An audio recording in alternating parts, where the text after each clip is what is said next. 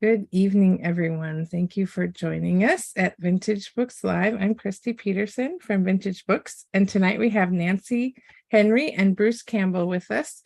They are the authors of This Rough Magic, which is on the bookshelf right behind them. Reversed.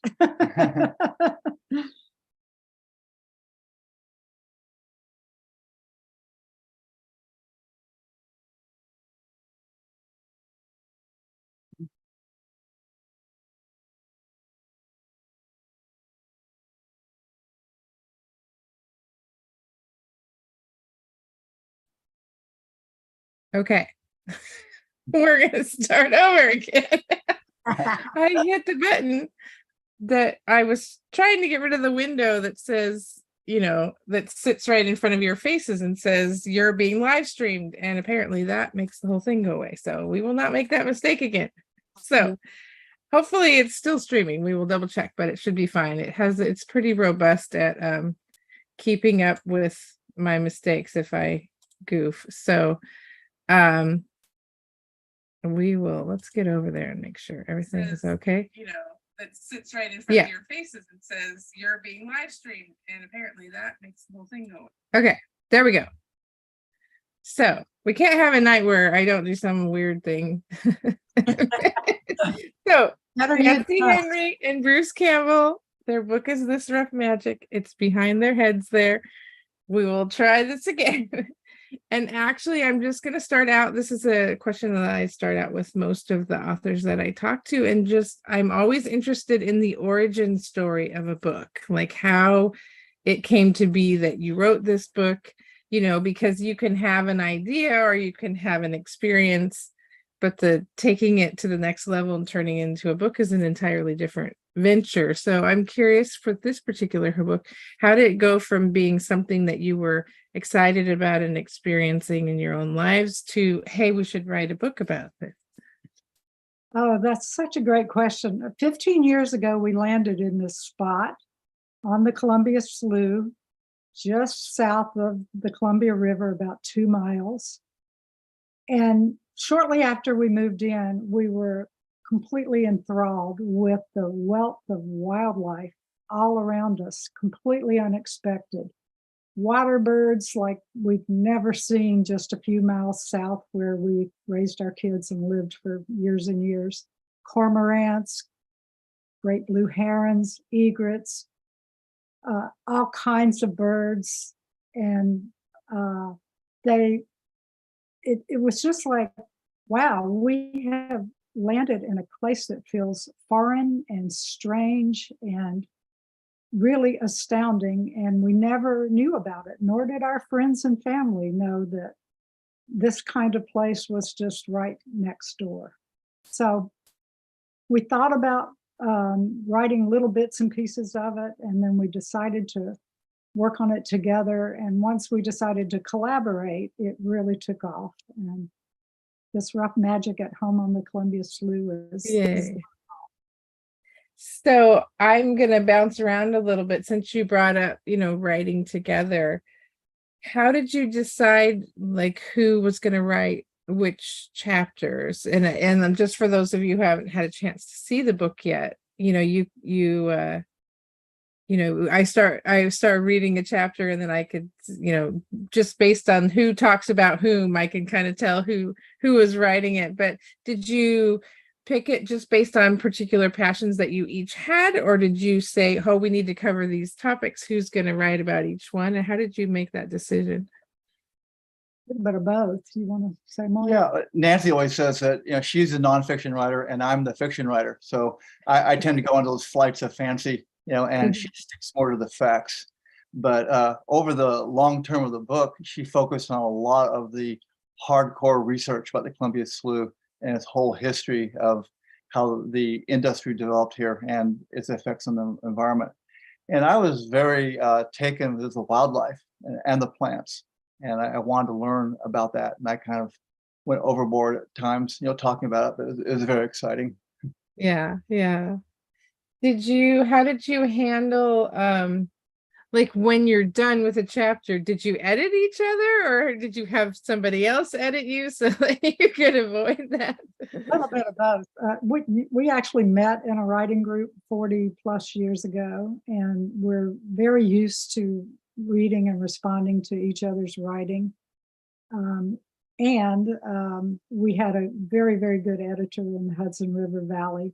So we each edited and revised together, and then we realized that we needed to make the merge, and we went off to Tucson for a month and laid it all down and went, okay, how do we put your chapters together with my chapters together? And we really decided on an alternating point of view, first person point of view. And after that, it pretty much kind of came together. Nancy had a unique way of editing my chapters. She just hold the delete button down. You know?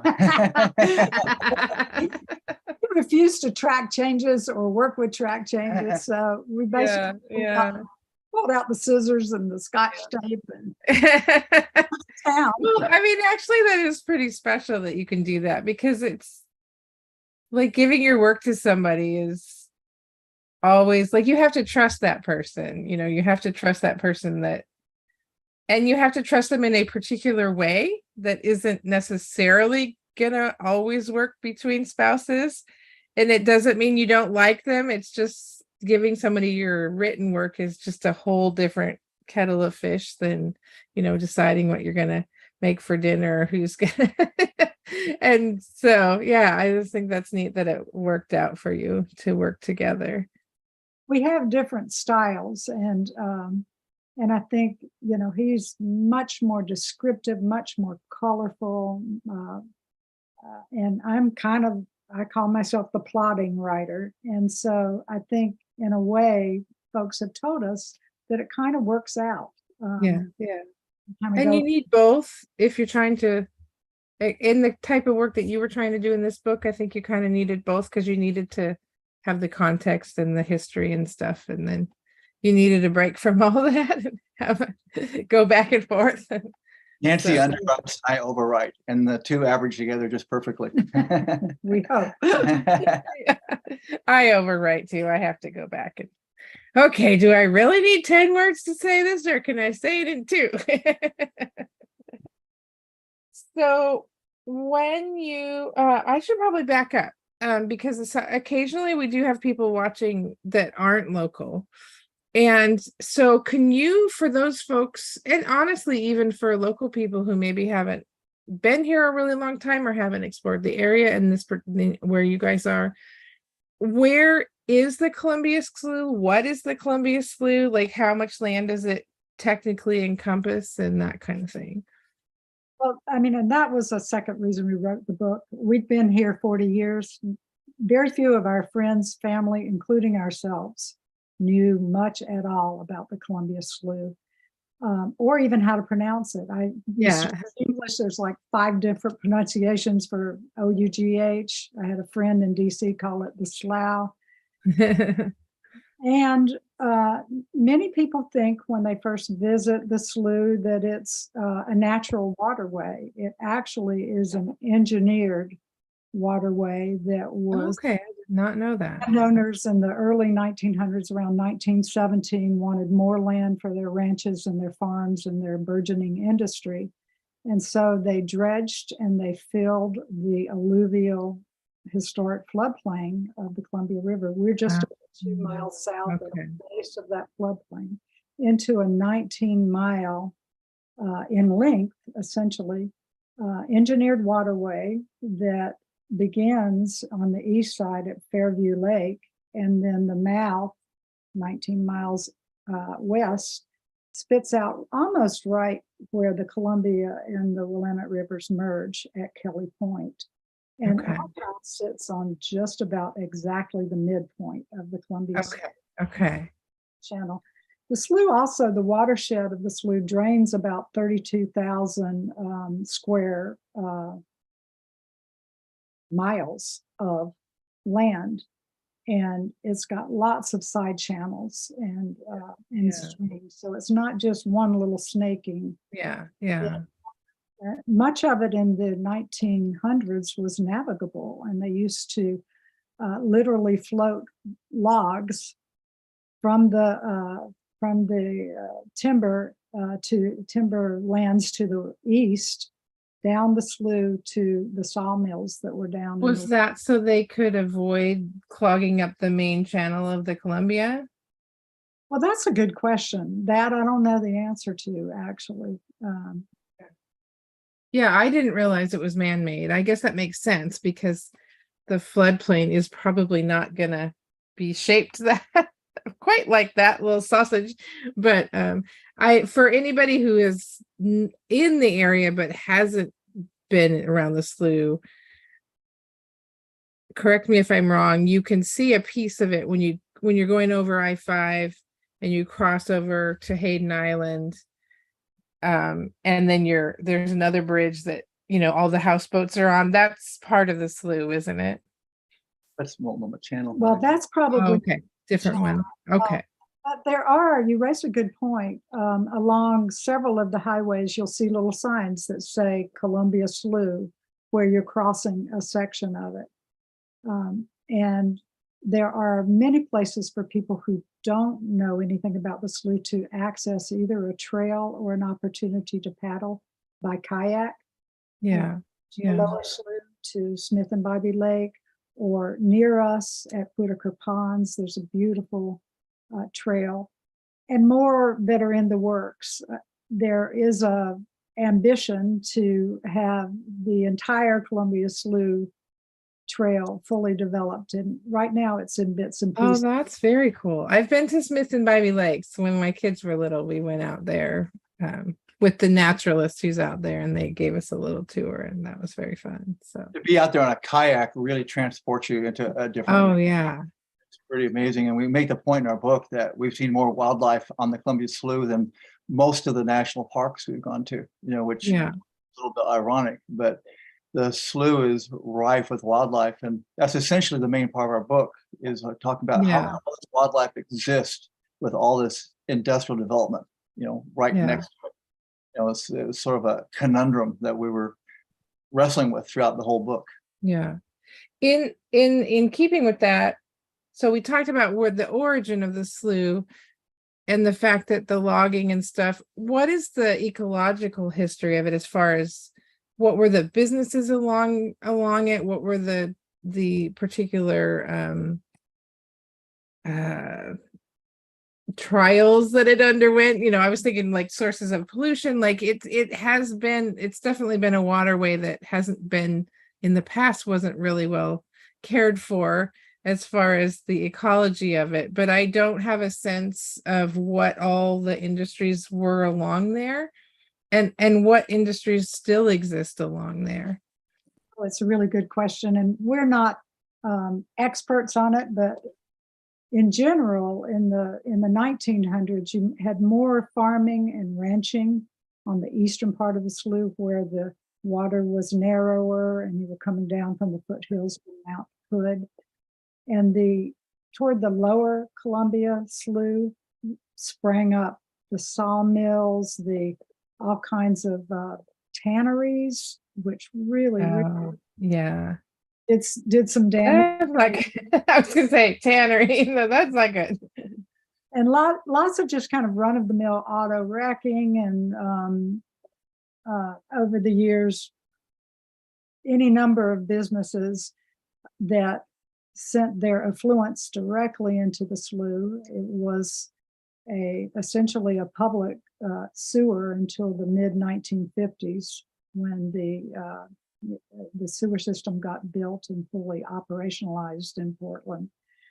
So over the years, from oils and fertilizers and pesticides, it became really, really polluted, and is still polluted. But there are a number of great concerns and collaborations, including those spearheaded and facilitated by the Columbia Slough Watershed Council and Metro, DEQ, and the city's Bureau of Environmental Services, that have regenerated whole sections, including dredging and capping and monitoring the water quality in So today the water in the slough is pretty darn clean and the sediments are getting cleaner, but that's a Oh, that's fantastic. that's a Yeah. lot of range history to, Yeah. It takes time.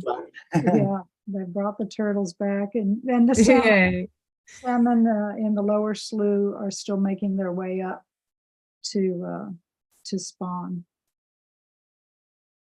Oh, see, and everybody's gonna have to go after you watch the interview and go call up a map, because what I was thinking was part of the slough isn't actually. It's that channel on the other side, south of Hayden Island. I was thinking that was the slough, but it's not.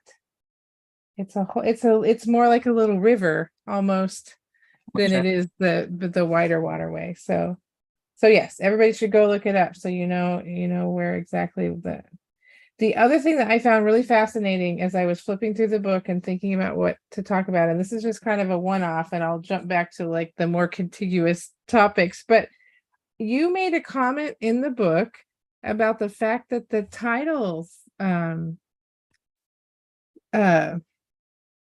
tides, I guess, the tidal swells, come all the way up to the lower end of the slough. And I was really surprised by that. I didn't realize that the tidal, the word's not coming, but the tides, I wasn't aware that the tidal effects were coming that far up the river. That just was like, really? It's essentially it discharges, the slough discharges into the Willamette River, and the Willamette yeah. is subject to tidal action. So that water pushes up with the tides into the slough past Smith and east of Smith and Bybee Lakes, but not as far as where we live, right on the middle slough. So kayakers who want to kayak the whole length of the slough should need to actually look at the tidal tables, because it can be possible to get Interesting. stranded That down is just fascinating. at the Yeah, Bybee. you wouldn't think that it would be impacting things that far, that many miles inland. I thought that was really fascinating. We have freshwater otters come up, and as we mentioned earlier, the salmon do spawn. Yeah, that's good. Are they actually spawning in this slough, or are they just using it to get to where they're going? I know that the juvenile salmonid are down in the lower slough. I'm not sure if it's if there are areas that they're spawning in that are not slough based, but I suspect it is the slough, because essentially from Fairview Lake down to the mouth, it's a fairly closed system except for the springs that there's no direct connection to the Columbia River anyway. So what's your first memory of seeing the property that you ended up buying that you have your house on now? Well, a little backstory first is that we originally wanted to live more out in the country, and we write about that in the book. But as anyone that's looked for property in the country, that can be pretty frustrating because everybody wants to live in the country. Yeah. Yeah. And that drove up prices. But we ultimately settled on where we live because we came here with our realtor, and it was by water, which Nancy loved. Obviously, it was wildlife. And I think what struck us both was just the beauty of the light coming down through the trees. It was in the fall. And the water, the light on the water and falling through the trees, it was just gorgeous. It was almost magical. My only reservation was that I'm a big gardener, and there wasn't as much sunlight as I would like. But I walked the property, and I could see places where there was enough sun where I could grow things, and that turned out to be true. So we moved in. We found our little place right here, our piece of country right in the city limits. Yeah. It's very hard to do. Have you, I think this is something that I know that you probably go into more detail in the book, and I've gotten to like take little chunks of it, but I haven't gotten all the way through yet. And so this is probably something that you do talk about in the book, but are there particular like habitat restoration or habitat like additions that you undertook, projects that you did to make more, to make it the property either cleaned up or more accessible or more interesting to the Oh, local absolutely. wildlife? When we moved here, we were right on the border of the Broadmoor Golf Course, which is one of Portland's historic golf courses. I think it started in the 1930s. And I noted immediately that all of the golf courses bordering our property was overgrown with weeds, English ivy, Himalayan Yeah. blackberries, the whole Yes. Rogues The Gallery. bane of everybody's existence. So we made friends with the groundskeepers, and they said they didn't want to spray near our house, which we were thankful for that. And I said I would take out all those weeds if I could plant on their property, bordering our property, kind of a strip of land. And so I did that. So I wrote about that in the chapter called Territory Imperative, and it was quite a project, quite an undertaking. Taking all that stuff out by hand, and then putting, native plants back in and creating a buffer of perennials and annuals and shrubs and trees over a period of time, about 10 years.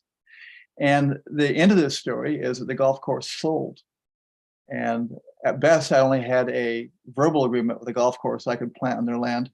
But a corporation bought the golf course, and they were going to use part of it for an industrial park, but the vast majority, over 100 acres, for a nature park. And they liked what I had been doing. And they said, well, for the time being, it looks great. It's beautiful. All of our workers like looking at all that stuff. It's gorgeous. Just leave it there. So fingers crossed. Good. Yeah. But that really enhanced our property. We were able to extend a little further out to the east, and create a rich habitat for wildlife, which really had a multiplier effect on everything else around here. Yeah.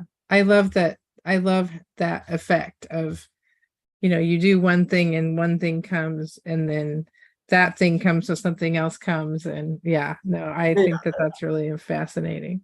Nancy, I love is walking out there. We plant all these poppies and other, flowers. And I mean, the ground just buzzes with all the, I mean, it's the whole thing.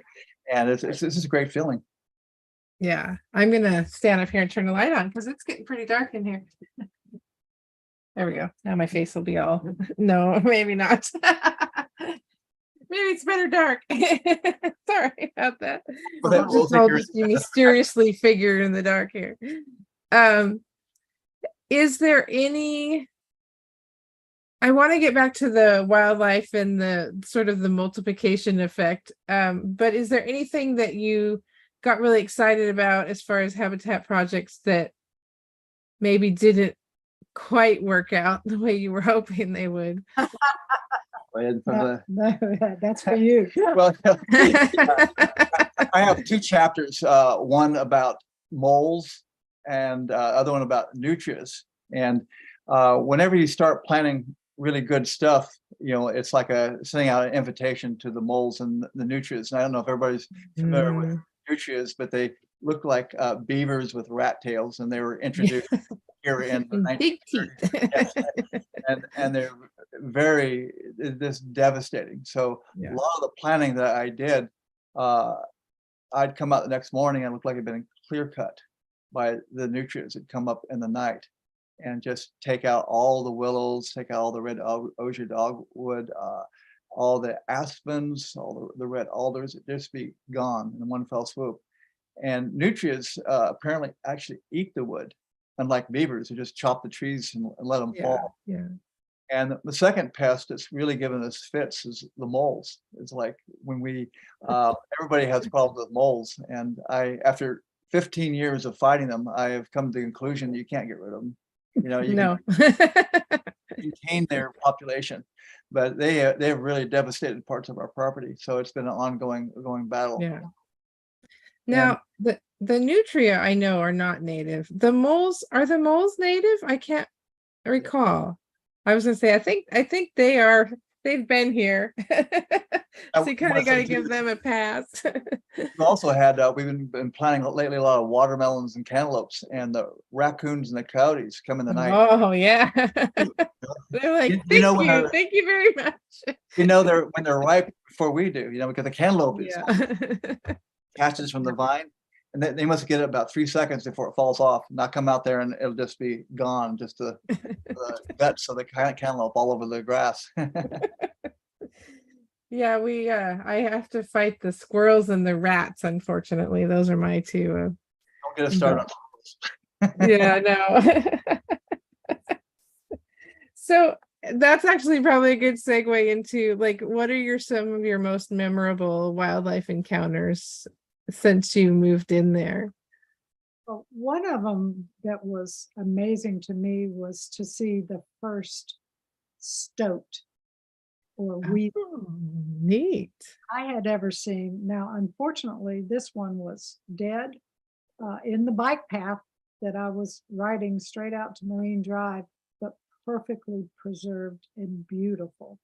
Subsequently, we've had 2 sightings of weasels or stoats, one on the golf course and one that you saw not too long ago. Yeah.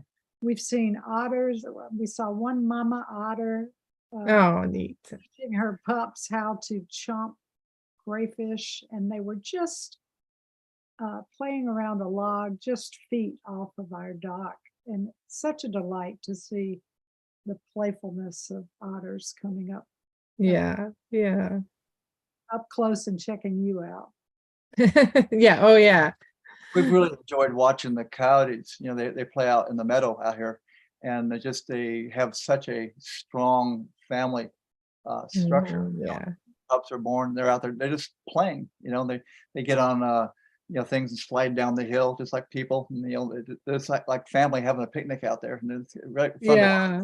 I know a lot of people have different views about coyotes, but it's nice to watch them just in their Yeah. kind of family setting.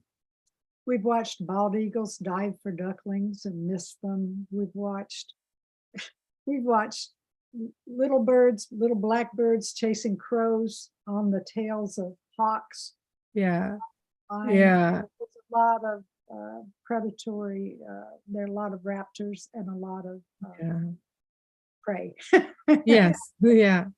One story I think of is a sharp shin hawk that lives here. It's a small hawk, and it preys on birds, but it will sit on the ground and wait for a bird, say like a blue jay, come out of the trees, and it'll intercept that blue jay mid-flight and land on its back and drive it down into the weeds, and then proceed to eat it. And we've seen that a couple times, and it's like it gives you a kind of a ringside seat to how nature. Yeah. It's everything is eating here. We're being eaten.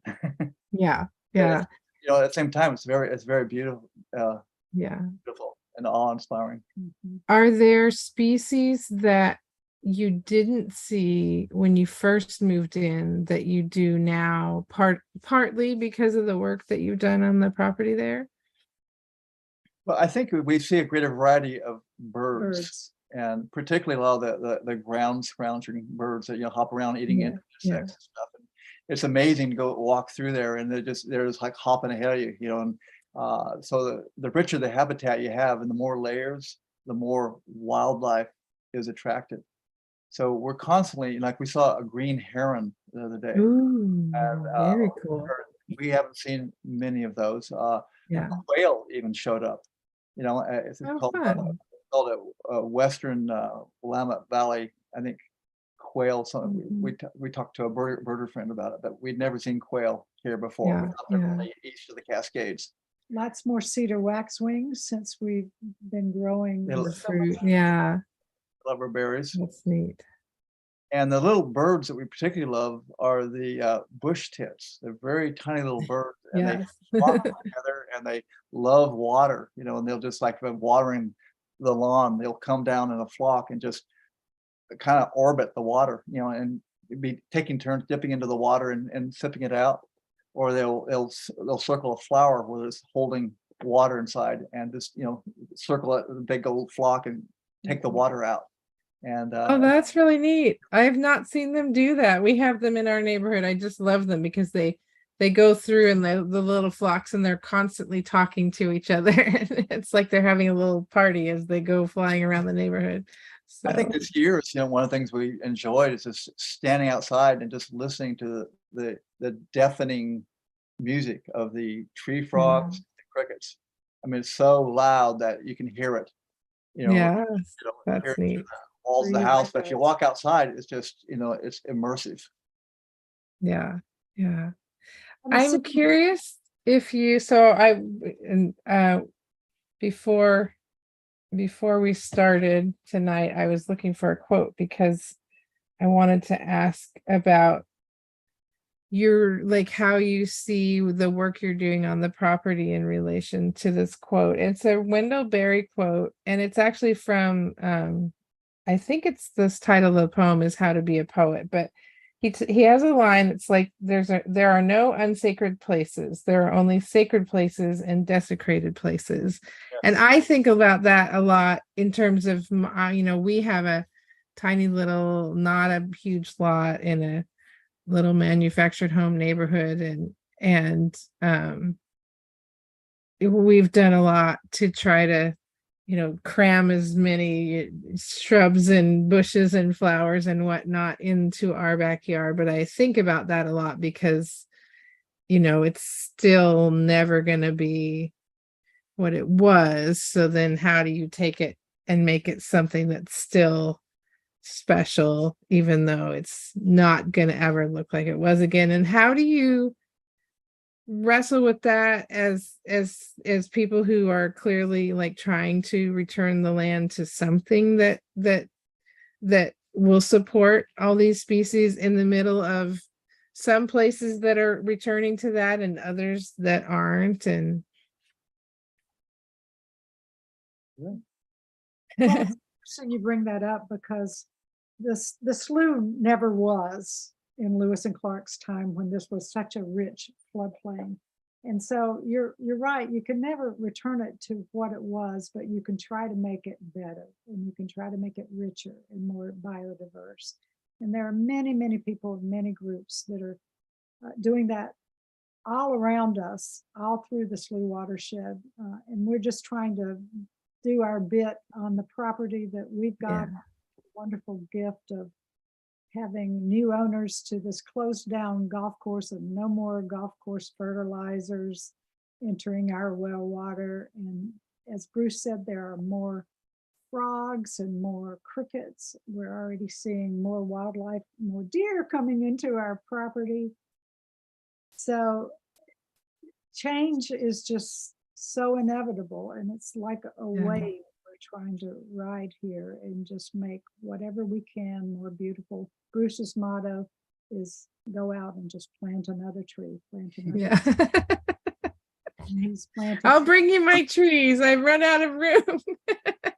Feed the beavers. Yeah. Yeah. I'll tell you all the places. I really- Bruce has planted trees. I really appreciate you bringing up that Wendell Berry quote because it really encapsulates a lot of our feelings in writing this book. Is that we came to realize it's fun to jump in a car and burn up gallons of fossil fuel to go to a national park and see a few wolves and buffalo that are left over, and that's all great and beautiful. But why aren't people trying to improve their neighborhoods? Why aren't they trying to rewild where they live so it's a place of beauty? And they can still go to the national parks and do other things, but they don't feel like they have to. Get out of these neighborhoods that they don't think are beautiful. Make your neighborhood beautiful in a natural way. Rewild it. Yeah, no, I think about that a lot because I think that I grew up. I think this has been part of the ethos of the US for a long time that, I hope that it's changing now, but sometimes I still hear language around that has always, we've always talked about the wild spaces as being over here. Yeah. And then here's the places that we live. And we have created this culture where we're separate from nature. Like we go out to see the nature, and I should say our particular Western European type culture. Not all cultures in the US are like that, but and I think that it's changing in pockets, but I still think we have that sort of image that, let's go to the nature places instead of we're in a nature place. What's here? What's around us? How do we make there be more of that around us? And it's kind of like the 100th monkey syndrome. The more of us, doing something, the more it's going to catch on, reach a critical mass. It just has to happen. There's no other way to do it than what, it's when you read the news, you see what people are doing, it gets a little dispiriting, but yeah, as Nancy said, my philosophy is go out and plant a tree. yeah. Every time you feel down, just go. It doesn't have to be on your own property. Just plant a tree. Yeah. You could be a guerrilla planter. Just put, Yeah. there's a lot of Well, people our planting property, our property butts up against what was the swale, because if they nowadays when they put in like little neighborhoods, and ours isn't a very big neighborhood that they came and put in, but they all have to have these water reclamation areas. And I so badly want to just like throw seeds over there. They come and mow it regularly, but I'm like, oh, how good would it be if you just like plant a whole bunch of willow and red osier dogwood over there? It'll be very happy. But yeah, it's been an interesting journey on our yard as well, just kind of seeing what'll show up. And if you our bugaboo, you have the nutria, we have rats. It's like, no, you guys weren't invited to the party. And they're like, yeah, but you created all this habitat, we really like it. Well, the thing about rewilding, it's not necessarily this Garden of Eden thing. You get a lot exactly. It's wild, and that wildness is good for the planet. Yeah. Well, I'll bring you some trees because I think I get in trouble with my family if I try to put any more trees out there. There's no room left. You can't have any more trees. So, well, do you have projects that you're hoping to work on in the next couple of years to bring even more stuff in? Well, I think we both like to volunteer. We volunteered a lot for habitat restoration projects. We've worked with the Columbia Slough Watershed Council, who does a lot of volunteer things up and down the slough and other areas in the watersheds in Portland. And we want to keep writing too about this. We have a couple of projects in mind that's probably too soon to talk about them, but that's okay. Yeah, that's normal in the book world. We'll check back in with you. We might even collaborate again. Who knows? We actually did the first time. Married. We're still Yay! Hey, that's something. Are there places, and I think you mentioned this at the beginning, but I'll ask you again now, and I'll actually write them down and put them in the comments of the video so people can look them up. Are there places that you recommend for those who are in the area that to experience the slough? That are that they can get to, and they could maybe walk a trail or just see a part of it? Or I would advise people to start with a visit to the Columbia Slough Watershed Council office and nature park at Whitaker Ponds.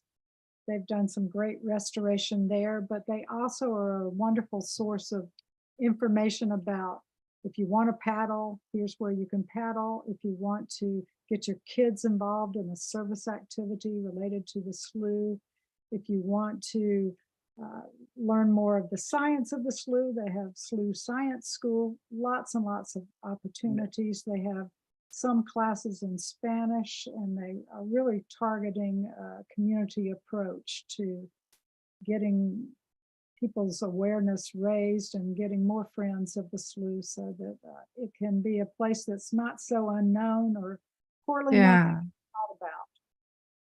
Okay, I will put that in the comment section of the video so everybody can look that up. And I didn't see any questions come in, so I'm gonna close up by first of all thanking you so much for joining us tonight. I'm looking forward to seeing if We have other books come out in the near future.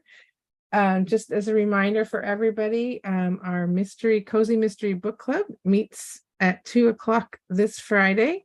And even if you haven't read the book, you should come and check it out if you get an opportunity. There is also an event with J.A. Jantz the first weekend in October, so be sure to check out the website for that. Her book just came out, I believe, this week, so you can check that out as well. So thank you again, Nancy and Doug. We really appreciate it, and have a great evening. For Thank the you. opportunity, Christy. Take care. Good Love night. those books. Visit Yeah. them.